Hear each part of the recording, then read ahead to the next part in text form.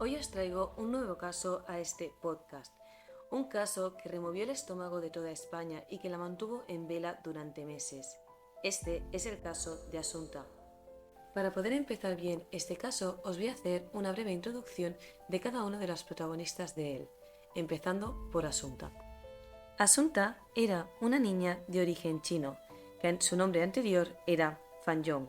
Su nacimiento fue el 30 de septiembre del año 2000 y Rosario y Alfonso la adoptaron con tan solo un año de edad. Rosario Porta Ortega fue hija única y además era hija de un renombrado abogado y una profesora de Historia del Arte en la universidad. Su educación fue excelente, incluso estudió Derecho en la Universidad de Santiago. La población donde vivía y posteriormente estuvo trabajando en el despacho de su padre. El 3 de marzo del año 1997 fue nombrada cónsul de Francia, una representación que heredó de su padre. Todos estos hechos hicieron que Rosario fuera una persona muy conocida en la población de Santiago de Compostela. Por último tenemos a Alfonso Basterra. Alfonso había estudiado la carrera de periodismo y fue por este motivo que acabó mudándose a Santiago de Compostela. Su especialidad eran los temas económicos, pero la vida le dio un duro golpe cuando perdió su trabajo y desde entonces hacía colaboraciones puntuales y gestionaba gabinetes de comunicación de algunas empresas turísticas. Sobre su pasado no es que haya mucha más información. Alfonso y Rosario se casaron y este fue un acontecimiento que salió hasta en los diarios de Santiago de Compostela, por lo conocida que era Rosario. Durante su matrimonio intentaron tener hijos en varias ocasiones, pero la suerte no les sonrió. Y finalmente los médicos desaconsejaron a esta pareja un embarazo, pues Rosario padecía brotes intermitentes de lupus eritematoso. Es por esta circunstancia que ambos deciden empezar los trámites de adopción en China, que en ese momento estaba, por decirlo de alguna manera, como bastante de moda. La llegada de Asunta a Santiago de Compostela tampoco pasó desapercibida, ya que volvió a ser portada de los diarios por ser la primera niña china adoptada en esa población, e incluso les hicieron varias entrevistas donde ambos decían que para ellos adoptar a Asunta era lo más bonito que habían hecho y que la querían como si fueran sus padres biológicos. En lo que respecta a la infancia de Asunta, ella creció siendo una niña feliz, teniendo muchos extraescolares como ballet, clases de violín, clases de piano, clases de francés y chino, y parecía ser que era una niña con rasgos superdotados. Y ahora sí, empezamos con el caso. El 21 de septiembre del año 2013, Rosario junto a Alfonso se presentan en la Comisaría Central de Santiago de Compostela a las 10:31 de la noche para denunciar la desaparición de su hija Asunta. En esta primera declaración, Rosario explica que se había ido de su casa más o menos hacia las 7 de la tarde y que había estado un par de horas fuera de casa.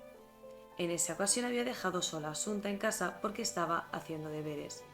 Estuvo fuera durante un par de horas y cuando llegó nuevamente a su casa en Santiago, Asunta ya no estaba.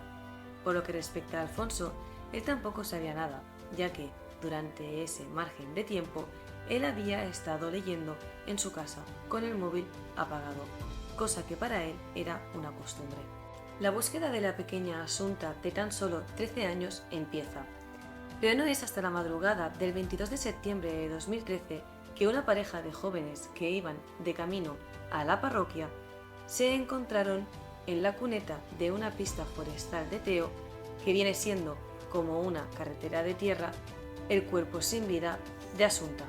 A partir de este momento, muy atentos porque el caso se empieza a enrevesar mucho. La niña se encuentra atada de pies y manos y está tumbada hacia arriba en la cuneta. Los dos hombres que encontraron el cadáver llaman inmediatamente a la policía y ésta se presenta en cuestión de minutos.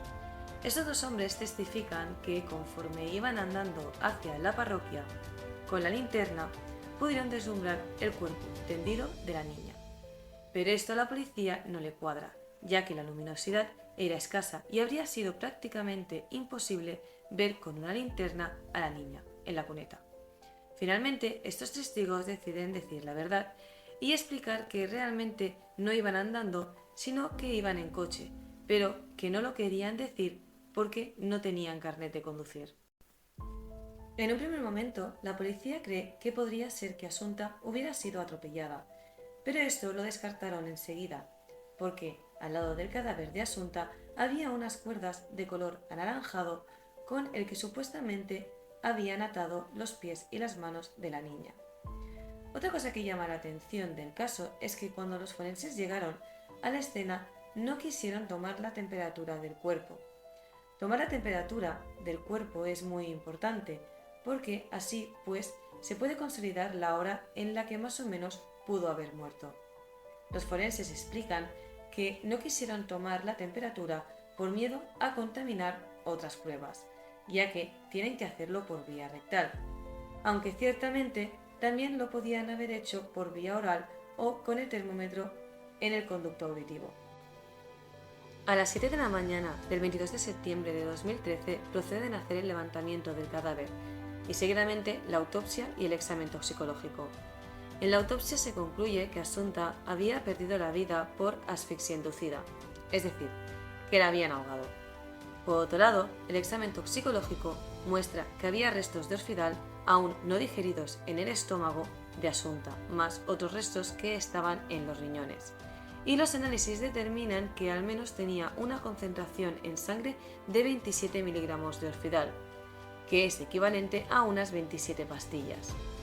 En los restos capilares de la niña encuentran que ésta había estado tomando, al menos de forma continuada durante los 3 meses anteriores a su fallecimiento, orfidal. Para quien no sepa qué es el orfidal, este es un medicamento psicótropo que actúa como relajante muscular y también como ansiolítico. El orfidal, o también llamado lorazepam, viene en dosis de 1 miligramo por pastilla, así que imaginaos con 27 miligramos en sangre que tenía Asunta, esta podía haber sufrido una parálisis respiratoria, lentamente, que poco a poco hacía que le entrara cada vez menos oxígeno a sus pulmones, además de sentirse muy cansada y prácticamente no poder defenderse.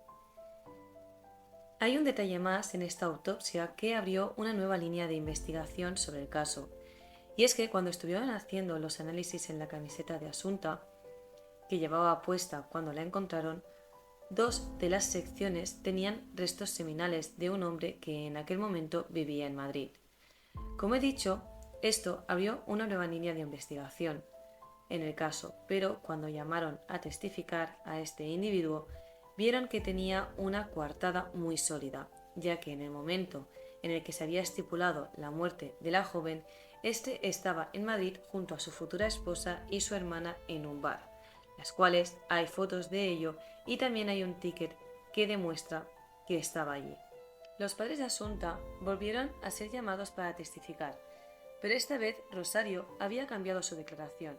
En su nueva declaración, ella decía que en el momento que dijo que se iba a marchar a su finca de Teo, Asunta bajó con ella y fueron hacia el coche, pero que una vez en el coche Asunta le comentó que se encontraba mal y se volvió hacia casa. Las continuas contraindicaciones que Rosario se hacía a sí misma durante las declaraciones hicieron que finalmente la policía sospechara de ella y que la detuviera. Además, había otros indicios contra ella, pues el cuerpo de Asunta había sido encontrado a tan solo 4 kilómetros de la finca de Teo de Rosario. Además, en el momento en el que la policía fue a hacer el registro de la casa de Teo, Rosario tuvo un comportamiento muy raro. Esta dijo que iba a ir al lavabo, que se encontraba mal, y se fue al lavabo, pero al de la planta de arriba, y justamente al lado de ese lavabo había una basura y en ella unas cuerdas exactamente iguales a las que estaban al lado del cadáver de Asunta. La detención de Rosario se produjo en el tanatorio, el día del velatorio de su hija. Mientras tanto, la investigación seguía desarrollándose y encontraron que Alfonso había ido al menos en 3 ocasiones a la farmacia, a una farmacia que estaba al lado de su domicilio, a comprar 3 cajas de orfidales. Estos fueron el día 5 de julio, que Alfonso compró una caja de orfidal de 50 comprimidos, después volvió a ir el 17 de julio, donde compró otra caja, pero esta vez de 25 comprimidos, y la última vez, que es el 22 de julio, donde compró una caja de 50 comprimidos de nuevo. compró un total de 125 comprimidos de Orfidal. Todas las cajas se compraron a su nombre, y esto está sustentado por el médico, el libro de registro de psicótropos y la receta electrónica, que la farmacia dio como pruebas. Aunque hoy día Alfonso sigue declarando que todas estas cajas que compró eran para su exmujer Rosario, ya que estaba pasando por una temporada con mucha ansiedad. En este momento del caso vamos a hacer un parón y os voy a explicar otra cosa que es importante también para poder desarrollar toda la historia. Resulta que el año 2013 fue un año negro para la familia. Esto es así porque el 6 de enero de 2013 Alfonso descubrió que Rosario le estaba siendo infiel. Lógicamente, Alfonso le pidió explicaciones a su mujer Rosario. Esta primero negó todas las acusaciones, pero finalmente le dijo que sí, que era cierto. Alfonso se marchó del domicilio y Rosario le acabó enviando los papeles del divorcio. Rosario, liberada ya de su marido, quiso seguir con el hombre con el que estaba, pero este no quiso saber más de ella, y eso hizo entrar a Rosario en un profundo estado de ansiedad. Como la salud de Rosario se había deteriorado tanto, Alfonso volvió a cuidar de ella y de su hija, y es por esto que ellos tenían una buena relación como amistad. La policía decide hacer un seguimiento del último día de Asunta. Se sabe que por la mañana Asunta había estado tomando clases particulares hasta las 12 del mediodía. Hacia las 2 de la tarde se va a casa de su padre y allí comen los tres juntos. Ya después, hacia las 5 de la tarde, se vuelve a ver pasar a Asunta hacia casa de su madre, y unos 5 o 10 minutos después se ve pasar a Rosario yendo hacia su casa. Todos estos acontecimientos son grabados por una cámara del banco que había entre las dos viviendas.